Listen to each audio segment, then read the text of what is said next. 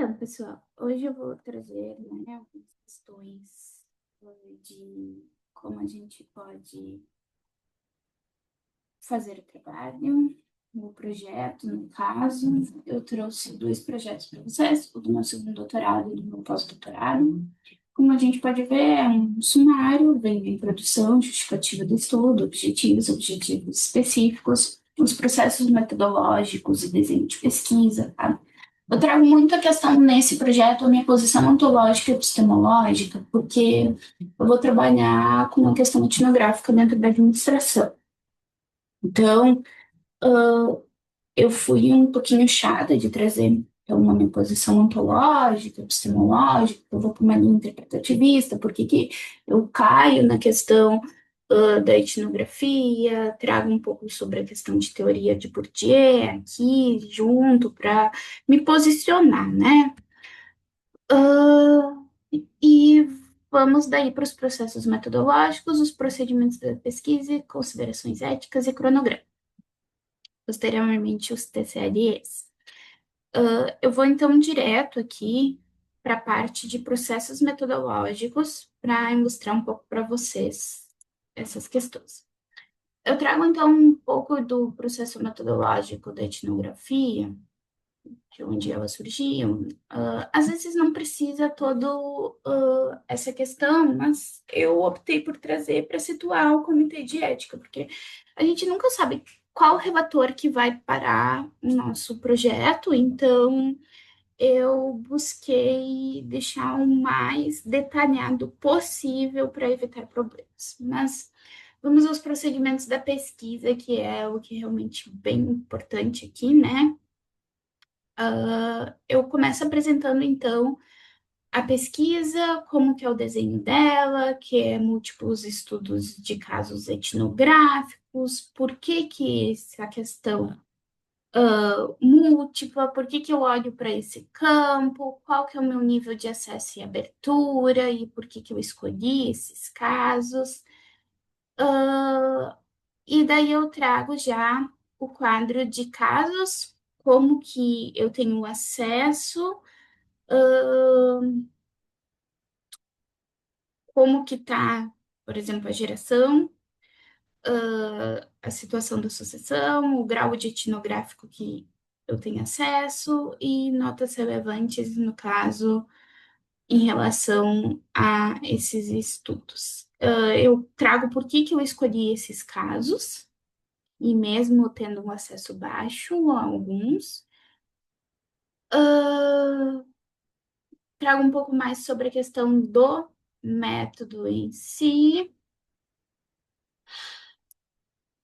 e destaco um pouco dos procedimentos, do que vai ser feito, né? Que precisa uma observação em etnografia enquanto campo, que vai ser feito dentro disso também a observação e análise das organizações, dos atores envolvidos, que serão coletados e analisados documentos históricos e, por fim, realizadas entrevistas semi-estruturadas ao longo do estudo, não sendo apenas um momento pontual que vai ser feita essa entrevista, mas sim vários momentos de entrevistas, porque a gente está falando de uma etnografia, né? Eu trago que toda essa complexidade desse fenômeno acaba exigindo uma mente teórica capaz de articular as dimensões, então eu trago essa questão da teoria burdiesiana também, para deixar bem claro onde que eu estou ancorando. E daí eu optei por fazer um quadro para deixar a questão de operacionalização da pesquisa, quais as dimensões, e o que ela vai investigar, como ela vai investigar e para que ela vai investigar, que são as dimensões da minha pesquisa, que é o hábitos familiar, a transição geracional, mudança organizacional e a inovação. Então, o que eu procuro com cada uma dessas dimensões dentro da minha pesquisa e que ela vai ser, então, guiada por essas dimensões, né?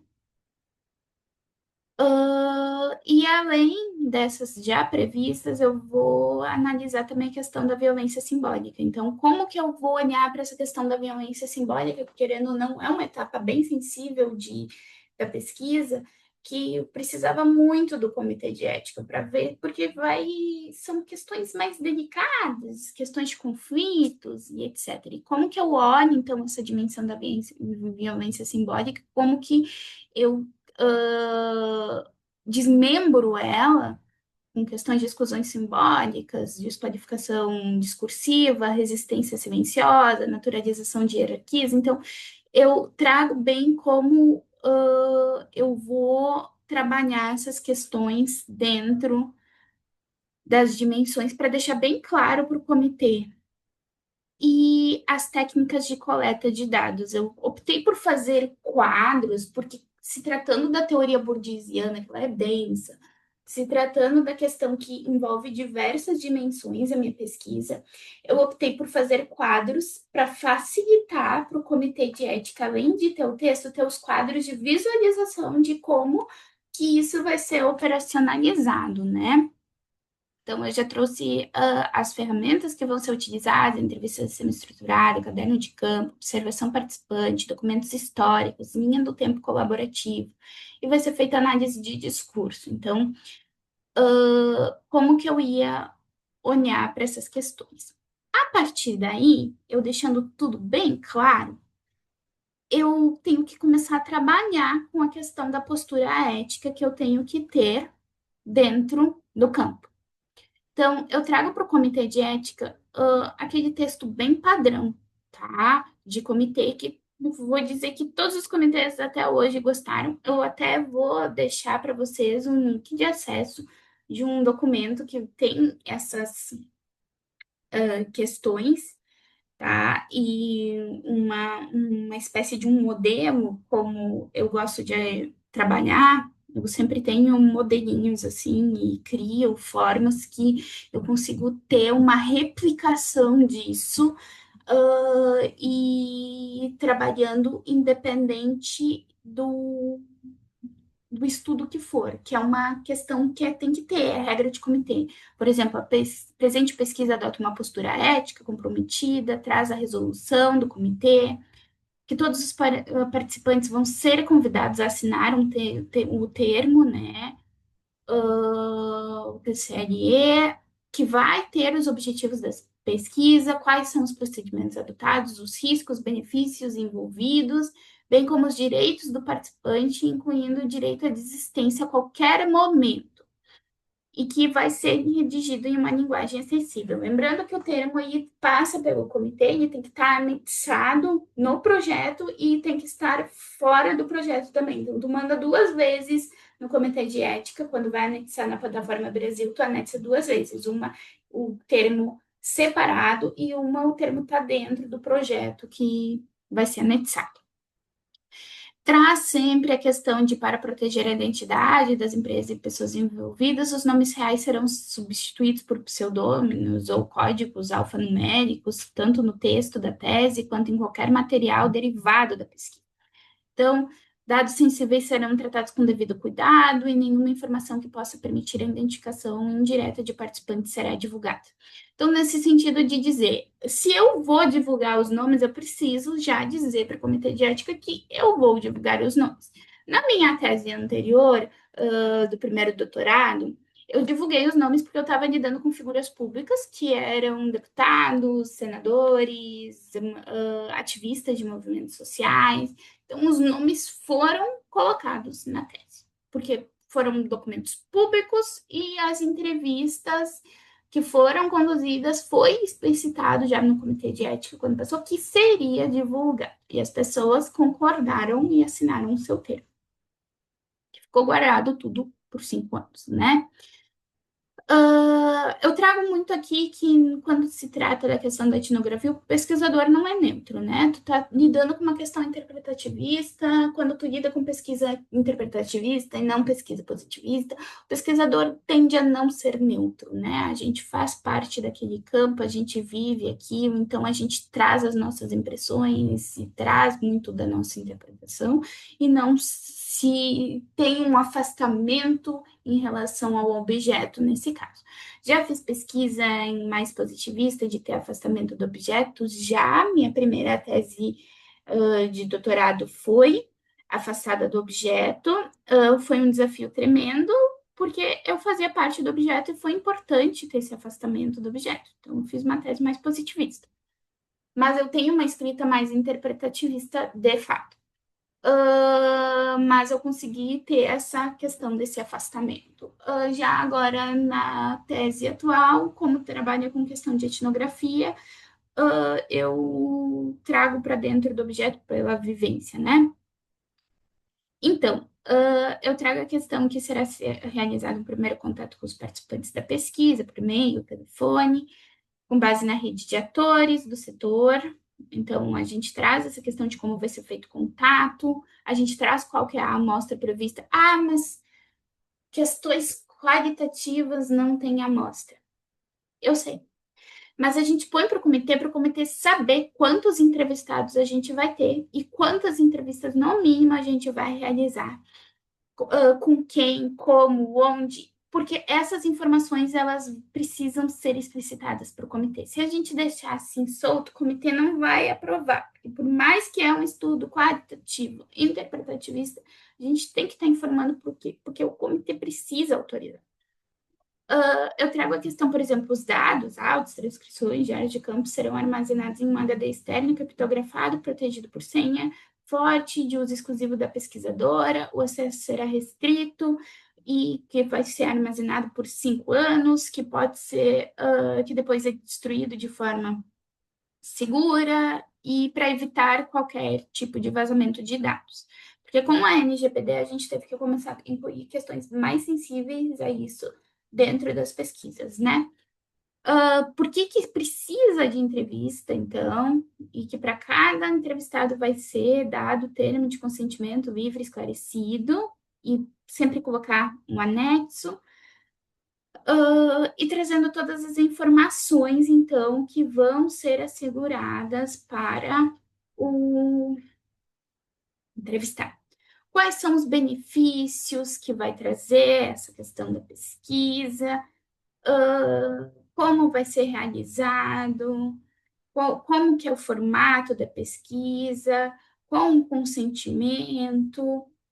Ela é um pouco repetitivo, como se dá a análise de dados, como será feita a questão da transcrição e análise desses dados, tudo isso precisa ser esmiuçado para o comitê. E depois a gente vem à etapa da questão das considerações éticas, que daí a gente volta a reforçar as resoluções, como a coleta de dados vai acontecer, envolver, o que está previsto, o que pode acontecer nessa participação da pesquisa, os benefícios, novamente, os riscos que se tem nessa pesquisa e que será sempre segurado o sigilo.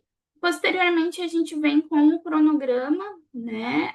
A gente sempre tem que estabelecer o cronograma um pouco depois, não um cronograma já acontecendo, nem um cronograma para acontecer logo. A gente tem que pensar que o processo de comitê de ética de cada universidade pode envolver 1 ou 2 meses. Então, a gente sempre prevê o início da pesquisa para 2, 3 meses depois do tempo que se está submetendo o projeto, para evitar ter que ficar alterando. E as referências. É um projeto simples, é um projeto que tem que ser bem detalhado por se tratar de uma etnografia. Agora eu trago para vocês um outro exemplo, que ele foi do meu pós-doc e ele foi um pouco mais simples, por mais que eu não conseguia prever tudo por se tratar, né, de uma DSR, a gente tem a previsão. Eu trabalhei muito com a questão da ferramenta que eu desenvolvi no processo da DSR, né? E a DSR ela não é tão rígida, então dificulta um pouco mais para comitê.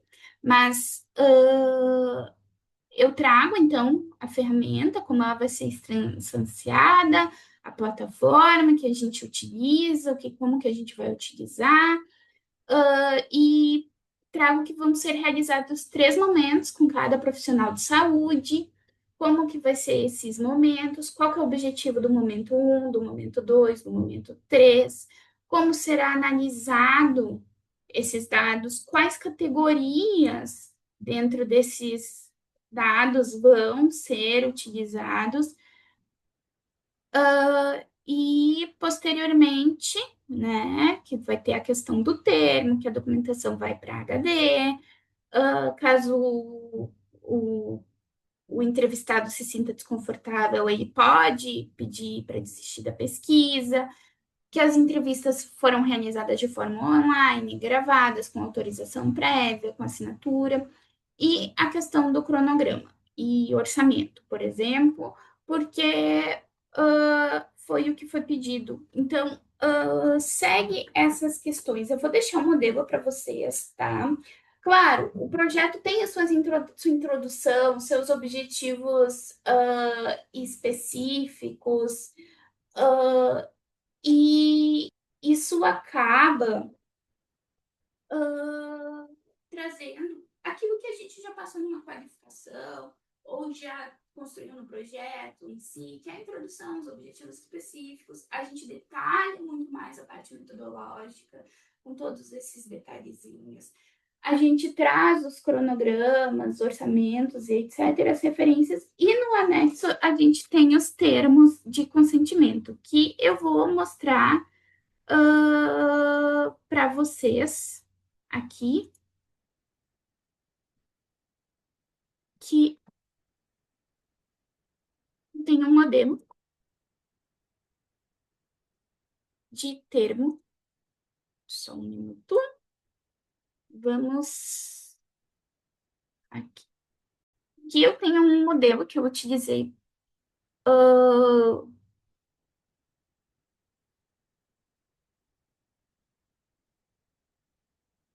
Perdão.